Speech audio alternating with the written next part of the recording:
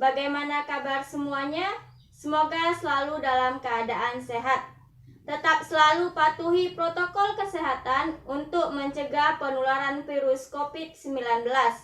Kembali lagi bersama saya, Mutiara Rahmadani Putri, dalam pembelajaran fisika. Pada pertemuan hari ini kita akan membahas mengenai gejala-gejala pada gelombang bunyi. Nah, apa saja gejala-gejala pada gelombang bunyi? Berikut penjelasannya. Gejala gelombang bunyi yang pertama yaitu pemantulan atau refleksi. Bunyi mengalami pemantulan dapat kamu amati saat kamu berteriak di alam terbuka seperti di dekat tebing atau jurang. Kamu akan mendengar gema yang terjadi setelah bunyi teriakanmu selesai diucapkan. Nah, apa yang dimaksud dengan gema? Gema merupakan pantulan gelombang bunyi. Gema hanya terjadi bila sumber bunyi dan dinding pemantul jaraknya jauh. Ketika kamu berteriak di sebuah gedung yang besar, seperti aula sekolahmu atau ruang konser yang berukuran besar, dinding gedung ini akan memantulkan suaramu. Biasanya selang waktu antara bunyi asli dan pantulannya di dalam gedung sangat kecil, sehingga bunyi pantulan ini bersifat merugikan karena dapat mengganggu kejelasan bunyi asli. Pemantulan bunyi yang seperti ini dinamakan dengan gaung. Untuk menekan gaung dilakukan dengan melapisi dinding dengan bahan yang bersifat tidak memantulkan bunyi atau dilapisi oleh zat kedap atau peredam suara. Misalnya gorden, kapas, atau wol. Selain melapisi dinding dengan zat kedap suara, struktur bangunannya pun dibuat khusus. Dinding dan langit-langit ini tidak dibuat rata agar bunyi yang mengenai dinding tersebut dipantulkan tidak teratur sehingga pada akhirnya gelombang pantul ini tidak dapat terdengar. Nah, gejala gelombang bunyi yang kedua yaitu pembiasan atau refraksi. Peristiwa pembiasan dalam kehidupan kita, misalnya petir terdengar lebih keras pada malam hari daripada di siang hari.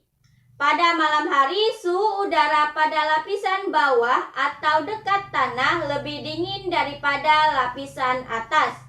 Cepat rambat bunyi pada suhu dingin lebih kecil daripada suhu panas. Nah, dengan demikian cepat rambat bunyi pada lapisan bawah lebih kecil daripada lapisan atas. Karena medium pada lapisan atas kurang rapat dari medium pada lapisan bawah.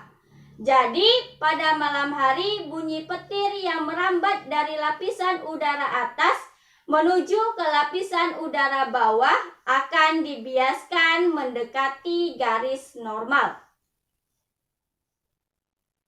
Selanjutnya, hal yang sebaliknya terjadi pada siang hari. Suhu udara pada lapisan atas lebih dingin daripada lapisan bawah. Dengan demikian, cepat rambat bunyi di lapisan udara atas lebih kecil daripada di lapisan bawah. Karena medium lapisan atas lebih rapat daripada lapisan bawah. Jadi, pada siang hari, bunyi petir yang merambat dari lapisan udara atas menuju ke lapisan udara bawah akan dibiaskan menjauhi garis normal. Oleh sebab itu, pada malam hari bunyi petir lebih mendekat ke rumah sehingga kamu mendengar bunyi petir yang lebih keras bila dibandingkan dengan siang hari. Gejala gelombang bunyi yang ketiga yaitu perpaduan atau interferensi.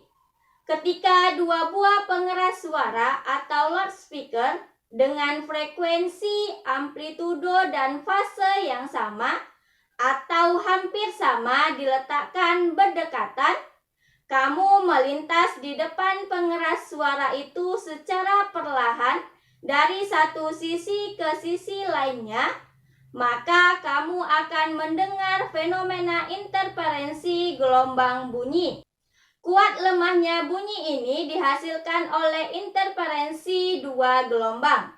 Interferensi konstruktif atau saling menguatkan menghasilkan bunyi keras, dan interferensi destruktif atau saling melemahkan akan menghasilkan bunyi lemah.